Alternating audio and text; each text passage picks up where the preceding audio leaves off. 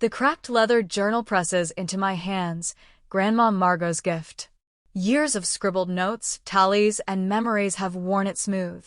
I clutch it tighter beneath my midnight blue graduation robe, the only thing anchoring me while the scholarship ceremony drones on in the sunlit gymnasium of Crestview College.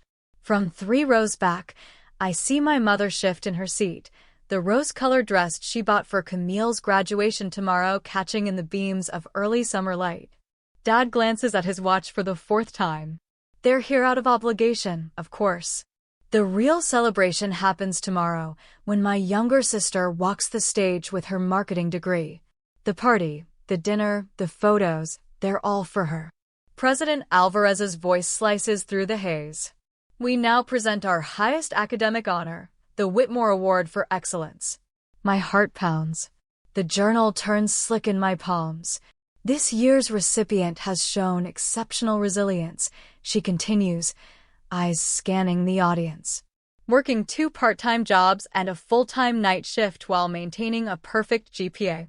Amelia Harper has redefined determination. Mom's head snaps up. Dad's fingers pause mid-scroll on his phone. Without financial assistance from family, Ms. Harper cleaned laboratories before sunrise, sorted mail past midnight, and still earned the highest academic standing in her class. Each phrase lands with quiet force, unsettling decades of family myth-making. Camille's mascaraed lashes flutter. That's how she looks when reality refuses to behave. Please join me in recognizing a young woman who never let circumstance define her. The auditorium erupts. A standing ovation crashes like waves against my ribs, but I hardly hear it. 24 years of invisibility tighten into this single point in time. I rise. My legs should be shaking, but they aren't. Muscle memory forged from endless double shifts and sleepless nights holds me firm. Across the crowd, I meet Professor Linden's gaze. He gives a single nod, the man who saw me when no one else bothered. The leather spine of Grandma Margot's journal creaks as I press it to my chest and walk. For minutes. That's all that separated Camille and me in age. For minutes that somehow ballooned into a lifetime of her with new bikes, new dresses, new dreams, while I got the hand-me-downs and the lectures. You're tough, Amelia. You'll manage. Mom's voice echoes through the ghosts of childhood illness. Camille needs more help when she's sick, followed by the reflexive brush-off to me. You'll be fine, honey. You always are. My heels tap a steady rhythm across the wood floor. The same ones I've worn since sophomore year, repaired 3 times, still holding strong. Camille had an entire shelf of shoes. Last year's honors dinner replays in my mind. The empty chairs meant for my parents, while Camille performed in her a cappella showcase. Mrs. Lee, my English professor, drove me home that night after I quietly accepted my valedictorian medal. I still applied to Crestview anyway. Still filled out every scholarship. Still studied through hunger. Now the podium looms solidwood, worn by generations of speakers. I set Grandma Margot's journal beside the mic inside our years of what was never said. And finally, it's time to speak. President Alvarez smiles, a quiet nod of encouragement. Professor Linden leans forward slightly. Even the corporate recruiters in the front row, the ones who hadn't looked up from their phones until now, focus on me. Really focus. For the first time, I feel seen. My parents' faces hover at the back of the gym, frozen in identical expressions of stunned disbelief. The family portrait they've curated for years, polished, perfect, page-centric, begins to crack. I open my mouth. 24 years of silence teeter at the edge of my tongue. But as I look at them now, Mom in her coral dress, Dad with his expensive watch, I feel something shift. Something subtle. I don't need their approval. I never did. Thank you, President Alvarez, I begin, my voice clear through the microphone. This honor doesn't belong to me alone. It belongs to everyone who reminded me that I was worth fighting for, even when I didn't believe it myself. The words pour out like a dam finally giving way. Truth surges forward, undeniable and uncontainable. In the back row, Mom's hand flies to her throat. Dad's shoulders lock. Camille's blinking reaches a frantic, stuttering pace, her hands wringing the program into accordion folds. But none of that matters. My truth is out. And hundreds of people are hearing it, witnessing it. The leather journal presses against my ribs where I've tucked it beneath my gown. Inside it lives every forgotten effort, every erased moment, every unpaid bill and unanswered text. And tonight, finally, it's no longer just my record. It's my revelation. I am Amelia Harper, I say. And I am enough. The applause swells around me as I step down from the podium, still steady, still grounded. Professor Linden reaches out, his worn hand grasping mine with pride. You did it, he murmurs, his voice thick. You really did. Behind him, a cluster of recruiters from financial firms whisper amongst themselves, their manicured fingers already pulling out business cards. A tall woman in a charcoal suit steps forward. Exceptional presentation, Ms. Harper. I'm with Archer Row Capital. We'd love to discuss opportunities. Before I can respond, a too familiar voice slices through the noise. Amelia, darling. Mom pushes through the line of gowns like a salmon swimming upstream. Dad trails behind her, looking bewildered, but trying to catch up to the moment. Camille sticks close, silent and flushed. You should have told us, Mom says, her voice too bright, that it was this serious. She squeezes my shoulder too hard. I stiffen beneath her grip. Would you have listened? I ask. Her fingers pause, then release. The question hangs there, heavy and unavoidable. Margaret Harper, she says quickly, pivoting toward a Goldman recruiter who's wandered nearby. Social autopilot kicks in. I'm Amelia's mother. We're just so proud of her achievement. Achievement. Singular. As if 4 years of sacrifice, exhaustion, and clawing my way forward were one spontaneous, photogenic moment. A memory cuts in like glass senior year. College acceptance letters spread across the kitchen table. Mom beaming at Camille, we'll cover everything at Duke, sweetheart. Your father and I want you to enjoy the full college experience. Then to me, you're smart, Amelia. You'll figure it out. $80,000 for one twin. Nothing but scraps for the other. Actually, Professor Linden cuts in, his tone calm but razor-sharp. Amelia figured out quite a lot. That's why I nominated her. He turns, addressing my parents directly. In 15 years of teaching, I've never seen anyone work harder. Dad's jaw ticks. Mom is already pulling out her phone. I need to call Susan, she says, faux excitement bubbling. She won't believe our Amelia won something this prestigious. Our Amelia. The possessive slaps like cold wind. But I don't flinch. Not anymore. Amelia Harper, a tall woman says, approaching with an easy stride. The gold Whitmore Fellowship pin gleams on her lapel, last year's recipient. Helen from the Scholarship Committee mentioned you were quite the legend. Her eyes sweep over me, pausing on the journal in my hand. 3 jobs while keeping perfect grades. That's unheard of. Mom's fingers freeze mid-dial, her smile faltering. 3 jobs. The weight of the leather journal suddenly feels like 1,000 pounds pressing against my ribs. Slowly, I pull it from my gown, letting the worn cover speak before I do. Would you like to see my schedule, Mom? I open to a marked page. Every shift. Every missed meal. Every night I slept at the library help desk between customers. All of it documented in my small, precise handwriting. Camille steps closer, her lashes fluttering in disbelief. She leans in, squinting at the rows of dates and notes. You were at every one of my shows, she murmurs, voice cracking. Back row, you always had your head down. You were doing homework. I flip to another entry, usually between morning lab cleaning and the evening shift at the library. You never said anything, Dad says, more defensive than apologetic. You never asked. Another page. I point to sophomore year Paige's sprained ankle. Their signatures on her ER discharge forms. Beside that, a blank space where mine should be. I had an appendectomy that semester. I signed myself out. Silence wraps around us like fog until Professor Linden gently clears his throat. The faculty reception's starting, he says. Amelia, we'd love for you to join us. I close the journal with quiet finality, its weight no longer a burden, but a shield. Thank you, I tell him. I'd like to celebrate with the people who supported me. Mom reaches out quickly. We're your family. Yes. I step back, voice calm. You are. But tonight, I'm choosing to be with the people who noticed me before I became someone worth claiming. The Goldman recruiter, who's been watching silently, offers me her card with a knowing smile. Professor Linden gestures toward the faculty lounge. I follow his lead.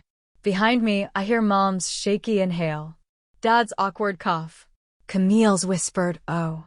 I don't turn around. My heels click against the polished gym floor with a certainty I've earned. Each step echoes what I've known since the night of that senior year banquet, when I accepted my valedictorian medal alone. I don't need their approval anymore. I never did. 6 months before this day, my alarm shrieked through the stillness of my freezing apartment at 4:30 a.m. My phone screen lit up the room, casting a glow over finance textbooks stacked like bricks beside my mattress. Their pages curled from where? Their margins packed with highlighted formulas. Market projections. Derivatives. Statistical models.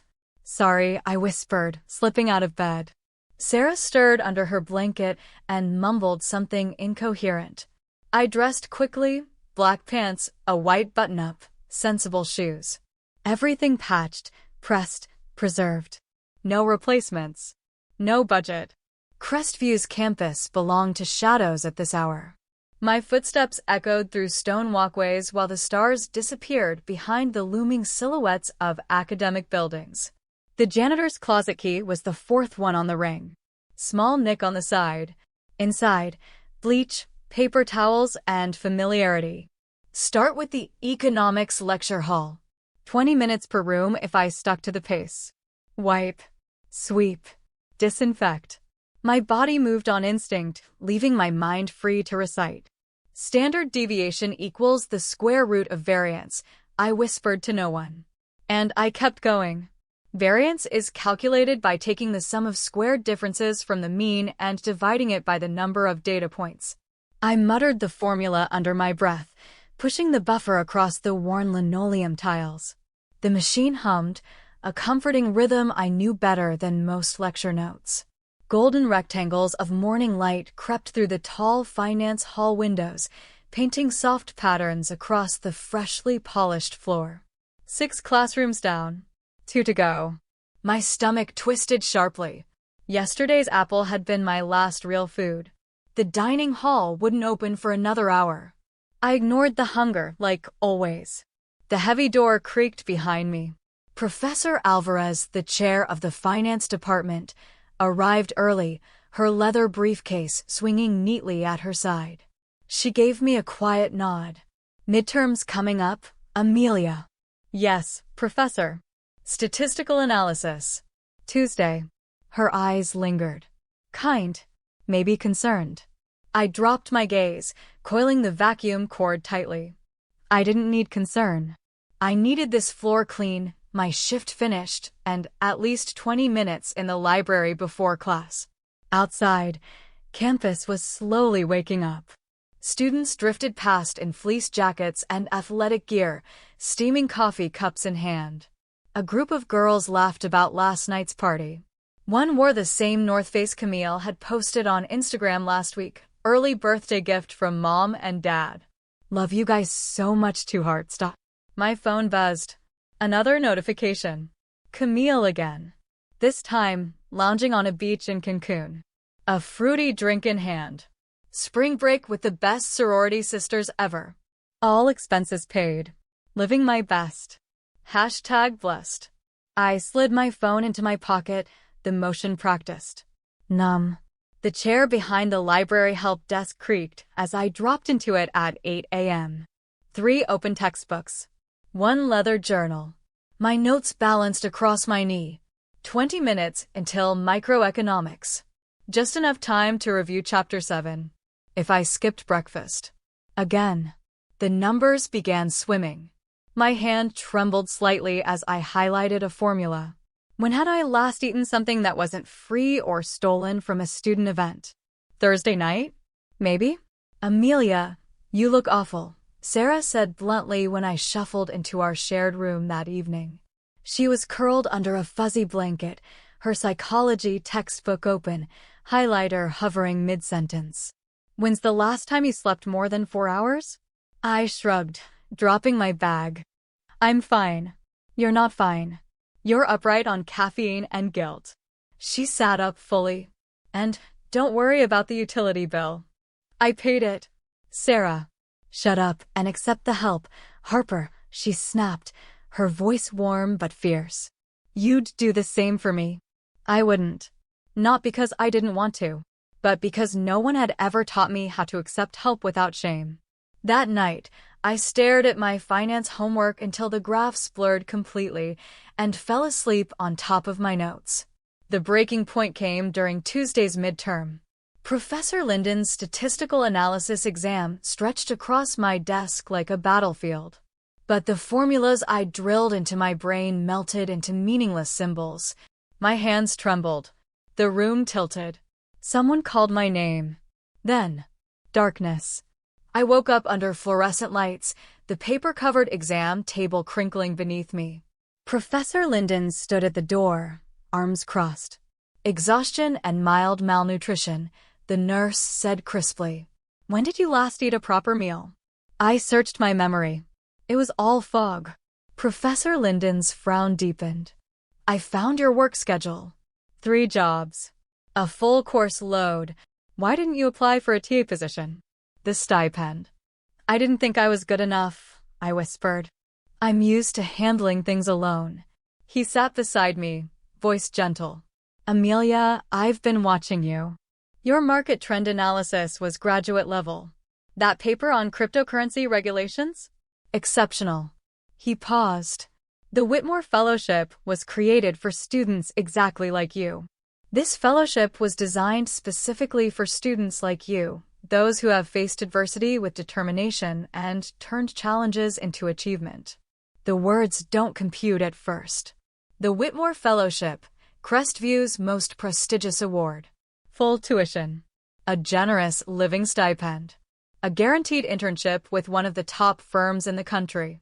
But that's for exceptional students, I whisper, my voice cracking around disbelief. Professor Linden's eyes hold mine. Steady. Unflinching. Yes, he says. And you are. The nurse returns with a plastic tray, juice, crackers. Small bites, she instructs gently. Your body needs to readjust. My hands tremble as I reach for the crackers. The first bite brings a dull ache of hunger I've ignored for years.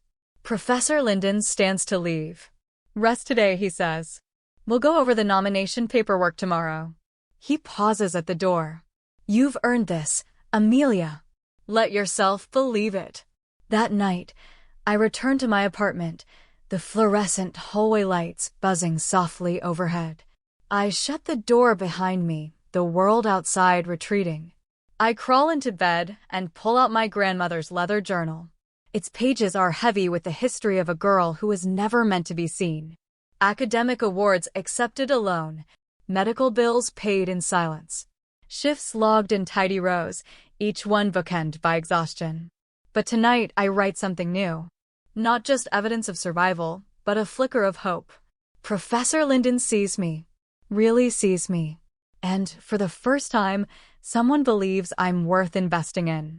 Sarah's soft snoring fills the room. For the first time in years, I close my eyes without setting an alarm. Tomorrow will bring more shifts, more classes, more proving. But tonight, just for tonight, I rest. 3 weeks later, the email arrives. Subject: Whitmore Fellowship Decision. Body: We are pleased to inform you. I read it 7 times. Each word soaks into my bones like warm light. Exemplary academic achievement. Demonstrated resilience. Leadership potential. My thumb hovers over my mother's contact. The last text from her was 2 months ago. Don't forget Camille's spring concert. I set the phone down. This moment is mine. It belongs to the girl who scrubbed lecture hall floors at dawn, who studied through skipped meals, who spent nights in the library learning to build a future while no one was watching. The girl who, finally, learned that she was enough. The next morning, Professor Linden meets me outside the finance building. They'll find out eventually, he says gently. At the ceremony, I reply. But I need to own this before they try to. He nods, something soft in his eyes. Well then, Miss Harper, he says, smiling. Shall we go over your interview prep? Everything changes after that. Professor Linden arranges a teaching assistant position with flexible hours. The library supervisor shifts my schedule around fellowship commitments. Sarah launches what she proudly dubs Operation Force Amelia to sleep, complete with post-it reminders and alarms labeled "You are not a machine." Support begins to show up in small but steady ways. A graduate student leaves cafeteria sandwiches on my desk when I work late. My study group becomes a makeshift family, late-night coffee, group projects, and gentle laughter replacing the emptiness I'd grown used to. Even Professor Alvarez begins offering career advice between classes. For the first time, I understand what it means to be valued, seen, worthy. In March, the invitation arrives. Heavy cream cardstock, gold embossed lettering. The 114th Crestview Honors Ceremony. Family attendance requested. My hand doesn't shake when I dial the number. Mom, I say when she answers. I won something. It's kind of a big deal. A day after the ceremony, the late afternoon sun spills across my desk. My diploma catches the light, its gold lettering shimmering beside 3 certificates. Outstanding Academic Achievement. Whitmore Fellowship. Department Honors in Finance. I run my fingers over each raised seal. The memory of countless nights counting tips at the campus coffee shop lives in the muscle memory of that motion. The stain of exhaustion. The quiet fury. The grit that got me here. My phone buzzes again. Another message from Camille. But I don't check it. Not yet. Not today. This moment still belongs to me. My phone buzzes. Another job offer. This one from Goldman Sachs. The 4th today. I open my grandmother's leather-bound journal, the one that's guided every decision I've made since freshman year. I flip to the section I built for post-grad planning, Boston firms only, salary benchmarks, mentorship opportunities, growth projections. Goldman's offer has the highest starting salary. Better advancement track. 3,000 miles between me and Michigan. Perfect. The next week, I attend Camille's graduation ceremony. Amelia, Mom calls through the open doors of the student union. Come take a photo with your sister. Camille shifts awkwardly in her coral dress, her communications diploma held in one hand. Her smile is hesitant, aware now, maybe, of the imbalance. Mom positions us against a brick wall, lifting her phone. Closer, girls. Amelia, fix your hair. Camille, that beautiful smile. The same directions she's been giving us since kindergarten. Only now, Professor Linden stands across the courtyard, observing. The same thoughtful expression he wore when he nominated me. Even President Alvarez pauses as she walks by, her sharp eyes scanning the scene, taking in the dynamics with quiet understanding. Richard. Mom calls, beckoning Dad over. Come meet Dr. Anderson. She's the chair of the finance department. Our Amelia has done so well there. Our Amelia. The possessive drips like honey on a sour tongue. Dad steps forward, all corporate polish and charm. Richard Harper. We've always known Amelia had potential. Takes after my side of the family. Professor Anderson's eyebrows rise ever so slightly. She was there the day I fainted in her office, too hungry to focus after 3 night shifts in a row. She knows exactly how much support I received. I step away from the photo setup and move through the crowd, passing clusters of proud families and champagne flutes. I deliver handwritten thank you cards to those who mattered. Professor Linden, the library supervisor who shifted my schedule, the scholarship committee members who saw through my lack of extracurriculars and into my raw resolve. A recruiter from DOT taps my elbow. "Have you considered our Boston office?" she asks. "The starting bonus is very competitive." I nod. "Thank you. I'll email my decision by 5. Before I can say more, Mom materializes beside me, that familiar panic in her eyes. "Boston? That's so far. Richard, did you hear? Surely one of the Michigan firms would be better, closer to family." I meet the recruiter's eyes, and she smiles knowingly. Boston sounds right. The reception blurs around me, parents toasting, siblings fighting over restaurant reservations. I stand at the edges, observing like I always have. Mom snaps photo after photo. Dad drops names and dangles connections he never offered before. Camille blinks rapidly, trying to adjust to a world where she's no longer the sole center of attention. My phone chimes. "Camille, Mom keeps asking about my career plans now." "Thanks a lot." The sun lowers, casting long shadows across the quad. Parents herd graduates toward expensive dinners. Mom grabs my arm as I reach for my bag. "We have reservations at Giovanni's," she says. "Your father's treating. For our accomplished girls." I ease out of her grip. "Actually, I'm having dinner with my study group. We made plans weeks ago." Her eyes fill with tears. "But we should be together. Especially now that." She gestures vaguely toward my certificates. "Now that what, Mom?" "Now that I've proven I'm worth celebrating." Her mouth opens. "That's not fair. We always believed in you." "No," I say quietly. "You believed in my ability to endure being ignored. There's a difference." Dad steps forward, his checkbook already in hand. "Look, if this is about money, we can help now. Graduate school, living expenses, whatever you need," Dad said, his voice tight with urgency, as if throwing money at the past could fix what years of absence had broken. "I've already accepted a fellowship," I reply, calm and certain. "Boston University. Full ride. Plus stipend." I slide my phone from my pocket and open the email, letting them see the bolded header, "Awarded, Whitmore Graduate Fellowship." And I continue, "I accepted a position with Wellington Financial. Their Boston office." Mom gasps. "Boston? But that's in 3 weeks. The lease is signed. Movers are scheduled." I rest my fingers on my grandmother's journal, feeling its soft, familiar cover. "I paid the deposits with my fellowship funds. But your sister," Mom begins, the old script trying to reload, "has her own path," I finish. "Just like I have mine." I meet Camille's eyes. For the first time, something passes between us that feels like understanding. Not pity, not guilt. Just a slow recognition that the scales have never been balanced, and maybe they never will be. The breeze picks up, warm and sweet with the scent of cut grass, and something that smells like possibility. All around us, families cluster in celebration.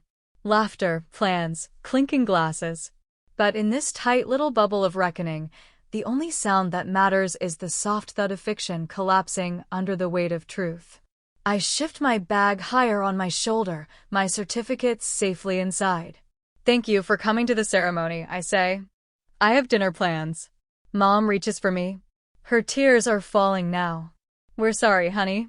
We never meant." I know. The words surprise me with how soft they land. But I needed that before I proved myself. I needed it when I was hungry, when I was scared and alone. I needed it every time you chose Camille's smallest moments over my biggest ones. I turn to leave, then glance back one last time. I don't need it now. The library cafe hums with familiar voices and the scent of overbrewed coffee. My study group, Maria, Jay, and Nolan, are gathered around our usual corner table. Our plastic champagne cups clink together, filled with grocery store Prosecco. "To survival," Jay says. "To knowing our own worth," Maria adds, grinning. We laugh, we toast, we share stories about missed deadlines, surprise as, and the professor who still thinks my name is Amanda. It feels like family. It feels like home. My phone lights up. Incoming call, Mom. I silence it, smiling as Maria launches into her favorite story about my first all-nighter in the accounting lab. Soon, we'll scatter to our new cities, our grown-up lives. But tonight, we're here. Together. These people saw me before the awards. Before the recognition. The certificates in my bag aren't just paper. Their permission slips to the future I claimed for myself. Proof that the quiet girl with the worn notebook knew her worth all along. It just took the world a little longer to catch up. 3 weeks later, I taped the final moving box shut with a satisfying snap. 3 years of textbooks, spreadsheets, and hard-won independence packed neatly for Boston. My grandmother's notebook rests on top. A knock at the door, 3 sharp raps, then 2 soft. Mom's pattern. Still the same. Amelia, she calls. We brought some things for you. I trace the leather spine, steadying myself. Of course they showed up. Success has finally made me visible. I open the door. Mom steps inside, holding a box. Dad follows with his ever-ready checkbook. The coral dress from graduation peeks out beneath her coat. We found these while cleaning the attic, she says, setting the box on the kitchen counter. Your baby blanket. Some old report cards. You gave those to Camille, I say, the words slipping out before I can stop them. For her memory box. When we turned 16. Mom freezes mid-motion. Did I? She blinks. Well, she probably just borrowed them. $300, Dad says, breaking the awkward silence. His pen hovers over the checkbook. For moving expenses. First month's rent, too, if you need it. The sunlight catches the worn leather of my grandmother's notebook, resting on the corner of my desk. Its pages shimmer with the weight of every borrowed moment, every ignored need, every financial slight, all cataloged in my neat handwriting. No, thank you. My voice is even. Steady. The same tone I used during 4 years of pre-dawn shifts. I've already paid the deposit. And the movers. But Boston's expensive, Mom says, her voice pitched just above pleading. She twists her pearl necklace the way she does when she's losing control. We just want to help. Now that we understand. Now that. She falters. Now that I've proven myself worth the investment. The words settle on my tongue like bitter coffee. Like the nights I stalked shelves until 1 a.m., then studied until sunrise. I walk to my desk and pull out the accordion file I've kept since freshman year. Every pay stub, every tuition receipt, every scholarship rejection, and eventual acceptance. All neatly labeled, color-coded, accounted for. Let me show you something. I open the first folder. This is my appendix surgery, sophomore year. You were at Camille's tennis tournament. The hospital bill. I tap the statement. I paid it. With library overtime. Mom sinks onto a moving box, silent. I open the next folder. My tuition schedule. All paid on time. Another folder. And here's the wire transfer for Camille's study abroad program. Same semester. Dad's voice spikes with defensiveness. Now hold on, we gave you opportunities to be strong. To figure things out. You did, I say, pulling one final folder. Inside, every honors banquet program they missed. The leadership award ceremony. The night I gave a keynote address and caught the bus home alone. You gave me exactly what you believed I deserved. Nothing. My phone buzzes. A message from Camille. Mom says you're being unreasonable. We're family. Family. The word settles like dust in the apartment. Stale. Familiar. Weaponized. I'm returning these. I hand Mom a small box, an old calculator, 2 borrowed textbooks, the winter coat I outgrew junior year. All cleaned and repaired. You don't have to do this, she says, her voice cracking. The tears this time seem real. We can start over. Be closer. No. The certainty in my voice surprises even me. We can't. I lift my grandmother's notebook from the desk. Its pages are thick with 2 decades of unspoken truth. You taught me independence by refusing to support me. You taught me strength by never offering comfort.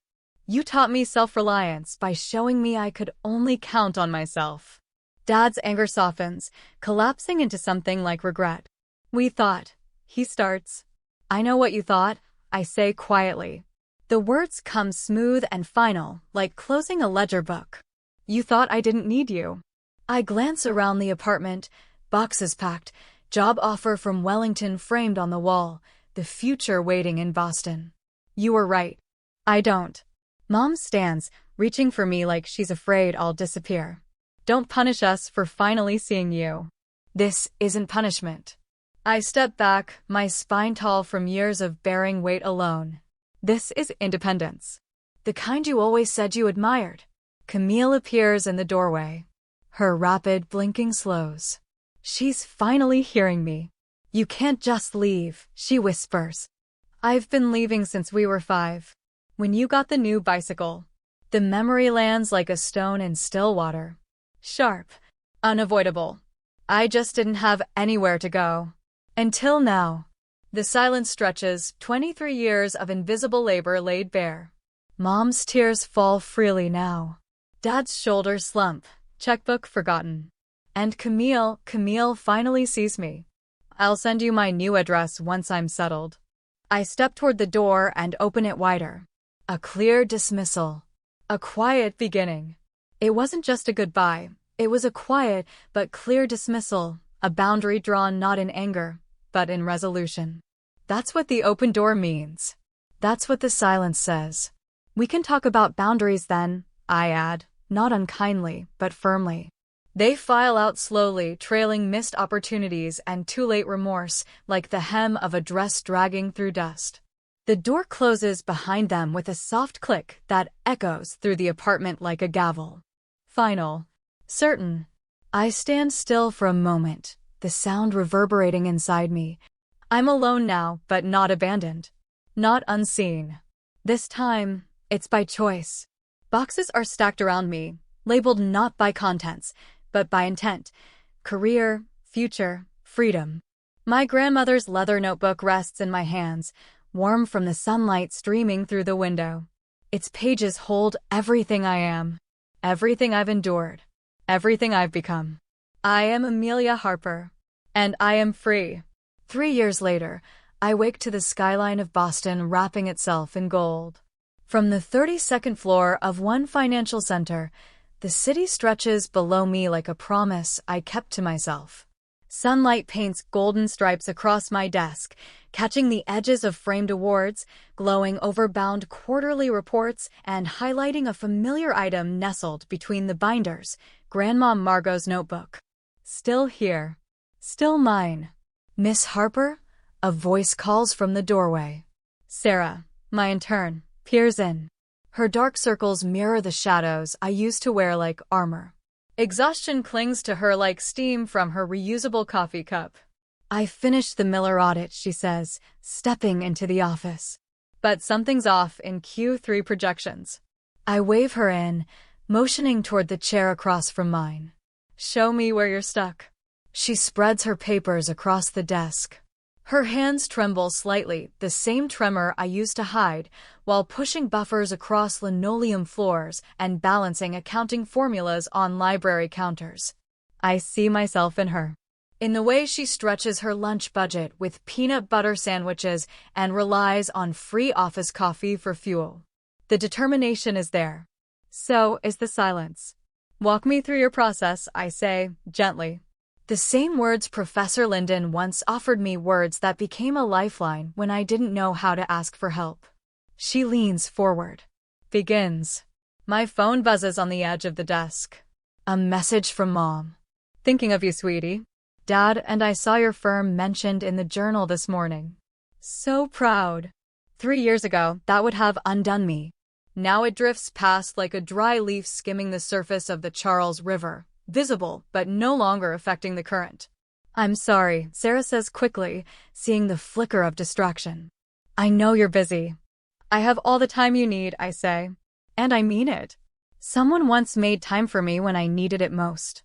That afternoon, I step into Dr. Chen's office for our weekly session. She's rearranged the furniture. The afternoon sun cuts across the room in soft, golden bands as she settles into her chair. "How are things with the mentorship program?" she asks. I sink into the familiar leather couch and exhale. "We're up to 15 students now. Full scholarships. Living stipends." She nods, quietly acknowledging the weight of those numbers. The unseen history behind each one. "We've come a long way untangling this," she says. "The web of family dynamics. Always being the strong one. Always carrying the weight." I nod, a small smile forming. "And your birthday last week?" I smile wider, the memory warming my chest. No forced smiles. No obligatory phone calls. Just my chosen family, Sarah. The other Ments. Professor Linden and his wife. My colleagues, now friends. We'd laughed. Shared stories. Lit candles. The glow from the cake had lit up faces that had seen me long before I became someone to claim. My phone buzzes again. Dad's birthday call, 3 days late. His voice holds that same awkward distance it's had since the day of my graduation. Since I stopped chasing his approval like a prize, I let it go to voicemail. Across the desk, my phone buzzes again. A message from Camille. "Paige visited last month." Just her. We walked together through the public garden, tossing breadcrumbs to ducks, saying little at first. She looked over at me quietly and said, "I never understood how hard it was for you, how much they missed." I didn't respond right away. I let the words settle between us like leaves on water. Because neither did I. Not until I stopped needing them to notice. "I never understood," Camille said softly, watching a mother swan guide her cygnets across the pond. "How hard you worked. How much they missed." I didn't answer right away. The words hung in the crisp autumn air between us, settling like leaves over still water. Neither did I thought. Not for a long time. That afternoon with Camille felt like a quiet shift in a story too long defined by silence. Her words didn't rewrite the past, but they softened it, just enough to let something new begin to grow. Maybe that's why, when the Industry Excellence Awards ceremony approached, I didn't hesitate. The following week, the Crystal Award sat on my credenza, catching the late afternoon light. Its etched edges sparkled beside a small plaque with my name. The invitation had said, "Family welcome." Once, those words would have sent anxiety crawling up my spine. But this time, there was no dread. No desperate need for their recognition. I sent the invitation without expectation. And still they came. I spotted them in the back row, just like at my graduation. But everything had shifted. Like tectonic plates that inch imperceptibly until one day, you wake up and the entire landscape has changed. Their presence didn't define my worth anymore. It hadn't for a long time. The Harper Family Scholarship for Independent Students had launched the previous quarter. Now, I sat with the selection committee, files spread across a long table, the late meeting running past sunset. Each application told a familiar story: part-time jobs, gap semesters, low GPAs hiding under resilience. Determination folded between FAFSA appeals and night shift schedules. "These quotes from your grandmother really resonate," Professor Linden said, flipping through an essay. "They keep bringing them up." He'd flown in just for this, his silver hair and kind eyes unchanged by time. My fingers brushed the familiar leather spine of Grandma Margot's notebook. The pages were soft now, worn down from years of turning. The quote that saved me, the one that appears now on every scholarship letter. "You don't need the world to see you. You just need to see yourself." I slipped the notebook back into my bag. What was once a lifeline is now a legacy. Quiet proof of how far I've come and how far I can help others go. Later, walking through the public garden, the air crisp with October and possibility, a voice stopped me. "Miss Harper." A young woman approached, clutching a worn backpack. Her voice trembled between courage and fear. "I heard your speech at the financial literacy workshop. Could I ask for your advice?" I smiled and gestured to a bench near the swan boats, the same bench where Camille and I had begun rebuilding as sisters. She sat. I opened Grandma's notebook, and I shared everything I had once needed to hear. Somewhere across the city, my mother's texts wait, unread. My father's voicemails sit unheard. They're learning, slowly, imperfectly, to accept the daughter they never truly knew. But their acceptance stopped mattering the moment I accepted myself. I am Amelia Harper. Mentor. Sister. Survivor. The strong one who turned that title from burden to badge. The invisible daughter who built herself into a lighthouse, steady, resilient, visible for others lost in the same darkness. The young woman beside me leans forward, hope beginning to eclipse fear in her eyes. Time stretches between us like a bridge, one built on every hard-earned step it took for me to get here. And now, I walk beside her, carrying forward the light. If my story resonated with you, if you saw a piece of yourself in the long nights, the quiet resilience, the silence mistaken for strength, I'd love to hear from you. Drop a comment below. Tell me what part of my journey struck you most, what you've overcome, what you're still working through. You never know who might need to read your words and feel less alone. I spent years believing I had to earn my worth by suffering in silence. That strength meant never needing help. But here's the truth. Strength is knowing when to keep going and when to speak up. It's saying, I need support without shame.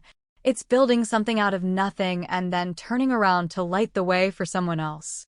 So, if you're out there, cleaning classrooms before sunrise or eating dinner from vending machines while chasing your dreams, don't give up. Your value isn't determined by who notices you. It's defined by what you build when no one's watching. Leave a message for me. Or better yet, for someone else who might be fighting the same battle you fought. Let's make this a space where invisible daughters, overlooked students, and late bloomers are finally seen. Where the strong ones are no longer asked to carry the weight alone. And if you've already made it through your storm, use your voice. Share your wisdom. Mentor someone. Offer the support you once needed. Because someone, somewhere, is still sitting in a back row, hoping they're not the only one who had to figure it out the hard way. Let's make sure they know they aren't alone. Let's be the light for them together.